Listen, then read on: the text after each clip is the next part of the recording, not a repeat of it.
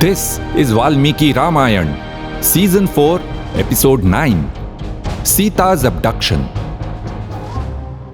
Marich had drawn Ram and Lakshman away from the cottage. Sita was alone. Ravan then made the next move of his devious plot.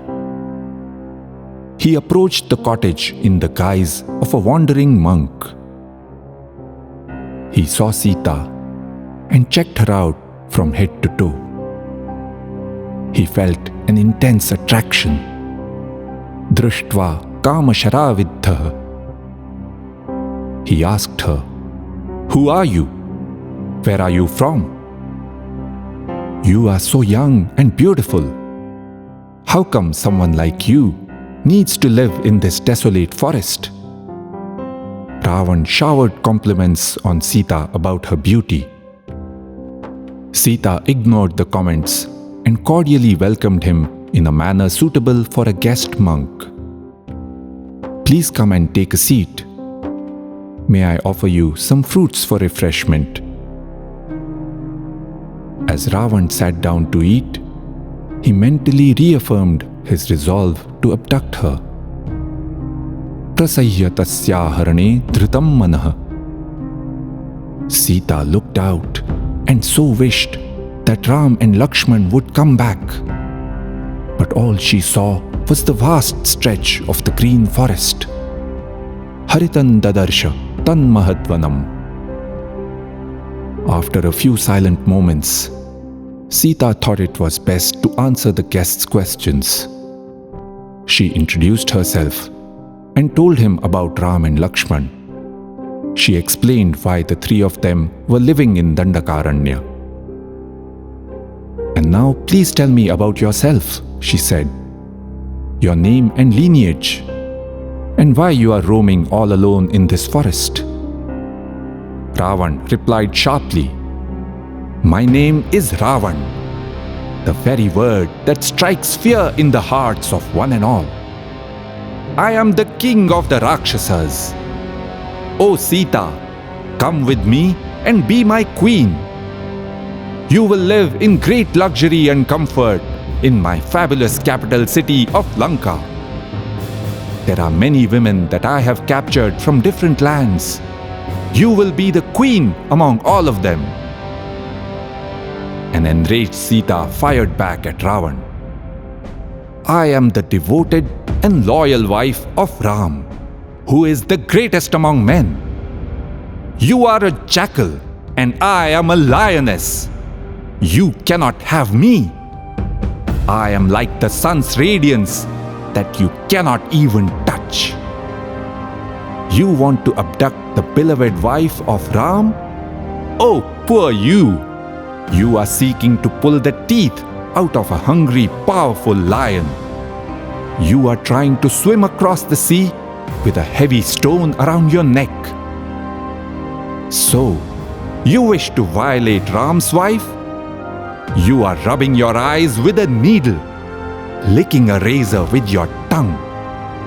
You are drinking the deadliest of poisons. Yadantaram syandika samudrayoh, tadantaram dasharathes The difference between Ram and you is the difference between the ocean and a creek. The difference between Ram and you is the difference between gold and lead, between sandal-infused water and ditch water."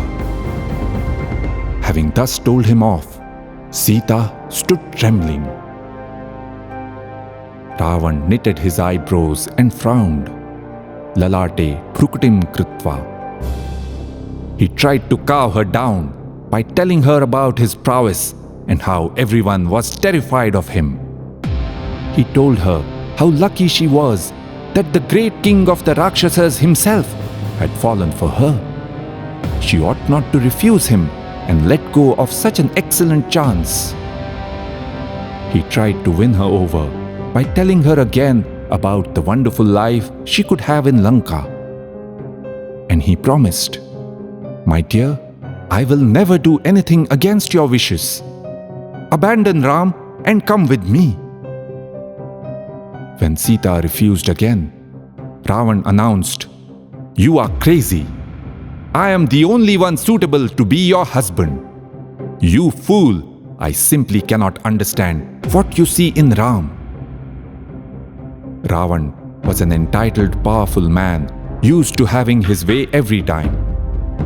A woman had refused his advances.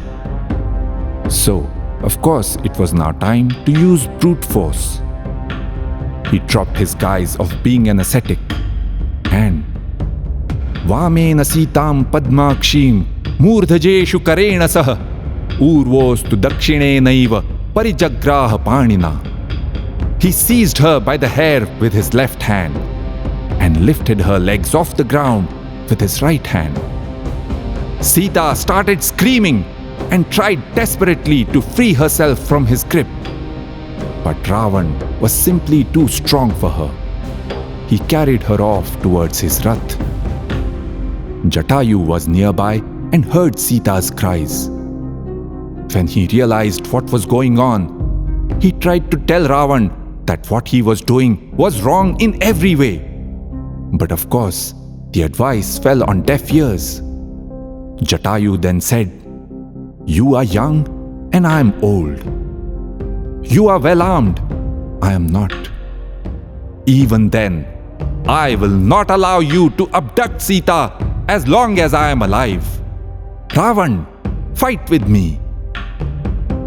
Jatayu's decision to fight Ravan is remarkable.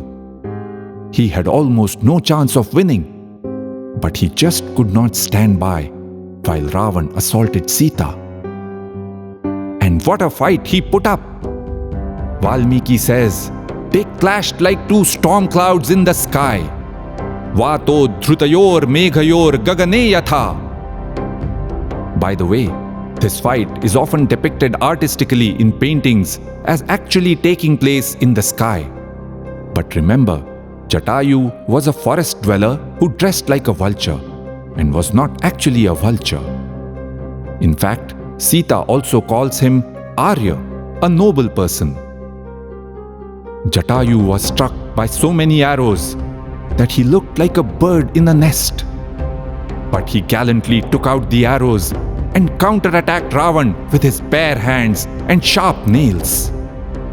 He managed to land many cuts on the mighty Rakshas and broke his bow, armor, and parts of his rath. But soon he got exhausted. Ravan saw the weak moment and punched and kicked him. And then he cut off all his limbs with a sword. Sita rushed to the grievously injured Jatayu. Ravan pulled her away. Sita hugged the tree tightly in desperation. Ravan grabbed her again by the hair, dragged her back to the rath, and flew away towards Lanka. The forest echoed with Sita's desperate cries. "Ram! Lakshman! Save me! Trahi!"